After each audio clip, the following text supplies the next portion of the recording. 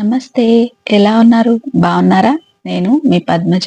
వాతావరణం మార్పుతో చాలా మందికి జలుబు, జ్వరాలు వస్తా ఉంటాయి కదండీ! అలాంటప్పుడు నోటికి ఏం రుచించదు. ఇలా నోరు బాలేనప్పుడు ఈ ఉల్లి గోంగూర పచ్చడి చేసుకొని తినండి. స్పైసీగా చాలా రుచిగా ఉంటుంది. అలాగే చేసుకోవడం కూడా చాలా తేలిక. ఏ దేశంలో ఉన్నా గోంగూర అంటే ఇష్టపడని తెలుగు వాళ్ళు ఉండరు కదా! అలాంటి వారి కోసమే ఈ ఉల్లి గోంగూర రోటి పచ్చడి. ముందుగా స్టవ్ వెలిగించి పాన్ పెట్టుకొని అందులోకి 2 టేబుల్ స్పూన్ల దాకా నూనె వేసుకొని నూనె వేడవగానే అందులోకి 1 టీ స్పూన్ జీలకర్ర వేసి అది చిటపటలాడిన తర్వాత ఒక 150 గ్రాముల దాకా పచ్చిమిర్చిని వేసుకోండి. పచ్చిమిర్చి మీరు తినే కారాన్ని బట్టి ఎక్కువ తక్కువ అడ్జస్ట్ చేసుకోండి. మేమైతే కొంచెం స్పైసీగానే తింటాము. అందుకే నేను కొంచెం ఎక్కువగానే వేస్తున్నాను.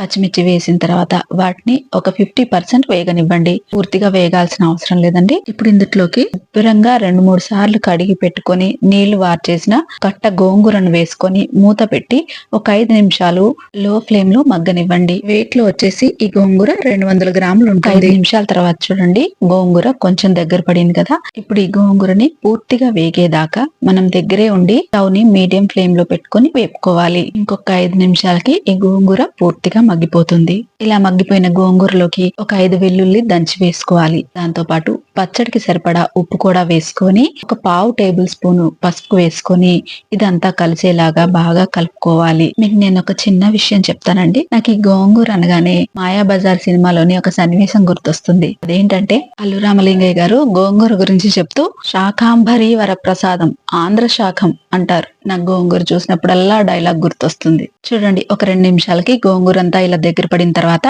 మనం స్టవ్ ఆఫ్ చేసుకొని దీన్ని పూర్తిగా చల్లారనివ్వాలి. పూర్తిగా చల్లారిపోయిన గోంగూర పచ్చిమిర్చిని మిక్సర్ జార్ లోకి వేసుకోవాలి. పచ్చడిని రోట్లో రుబ్బుకుంటే ఇంకా బాగుంటుందండి. కానీ నాకు రోల్ సౌకర్యం లేదు.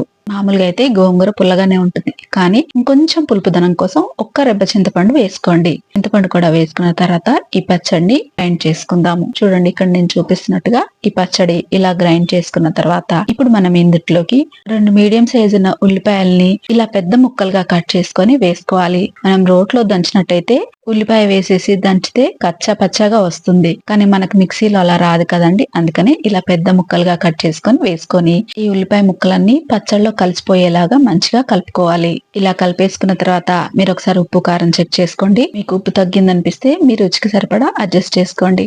నాకైతే అన్ని చక్కగా సరిపోయాయి. ఇలా కలిపేసుకున్న ఈ పచ్చడికి ఇప్పుడు మనం తాలింపు పెట్టుకుందాము. స్టవ్ పైన ప్యాన్ పెట్టుకొని అందులోకి 1 టేబుల్ స్పూన్ దాకా నూనె వేసి నూనె వేడవగానే అందులోకి ఒక 10 వెల్లుల్లిపాయ రెబ్బల్ని ఇలా చితక్కొట్టి వేసుకోండి. వెల్లుల్లి కొంచెం వేగిపోగానే అందులోకి 1 టీ స్పూన్ ఆవాలు 1 టీ స్పూన్ జీలకర్ర వేసి ఆవాలు జీలకర్ర చిటపటలాడిన తర్వాత 4 ఎండుమిరపకాయల్ని ఇలా చిన్నగా తుంపుకొని వేసుకొని ఎండుమిరపకాయలు కూడా కొంచెం వేగిపోగానే అందులోకి ఒక గుప్పెడు కరివేపాకు కూడా వేసుకొని కరివేపాకు క్రిస్పీగా అయ్యేదాకా వేపుకోండి. కరివేపాకు ఇలా మంచిగా వేగిపోయిన తర్వాత అందులోకి పావు టీ స్పూన్ పసుపు వేసుకొని ఒక్క సెకండ్ వేగిన తర్వాత మనం ముందుగా రుబ్బి పెట్టుకున్న ఉల్లి గోంగూర పచ్చడి అంతా కూడా ఈ తాలింపులోకి వేసుకొని కలుపుకోవాలి. తాలింపు వేసేటప్పుడంతా కూడా స్టవ్ ని లో ఫ్లేమ్ లో పెట్టుకోండి. తాలింపుని అస్సలు మాడనివ్వకండి. తాలింపు మాడిపోయిందంటే పచ్చడి రుచే మారిపోతుంది.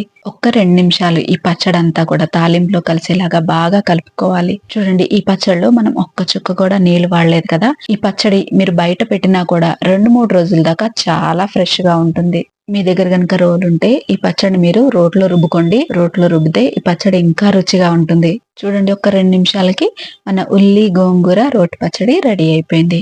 ఇంకా స్టవ్ ఆఫ్ చేసేసుకుందాము. చూస్తేనే నోరు ఊరిపోతుంది కదా. మీకు నోరు బాలేనప్పుడు ఒక 2 ముద్దలు ఈ ఉల్లి గోంగూర పచ్చడితో తినండి. పుల్ల పుల్లగా కారం కారంగా చాలా బాగుంటుంది. చాలా సింపుల్ గా చాలా ఈజీగా చేసుకుని ఉల్లి గోంగూర రోటి పచ్చడిని మీరు ఒకసారి తప్పకుండా ట్రై చేయండి. ఈ పచ్చడి వేడి వేడి అన్నంతో గాని ఉప్మాతో రాగి సంకటితో జొన్న సంకటితో దేంతో అయినా కూడా చాలా రుచిగా ఉంటుంది. మా చిన్నప్పుడు మా అమ్మ రోజు ఒక రోటి పచ్చడి చేసేది. అమ్మ రోటి పచ్చళ్ళు చాలా బాగా చేసేది.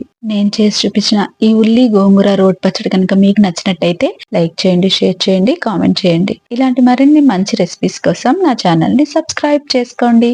మరో మంచి రెసిపీతో మళ్ళీ కలుసుకుందాం. అంతవరకు సెలవు. నమస్తే.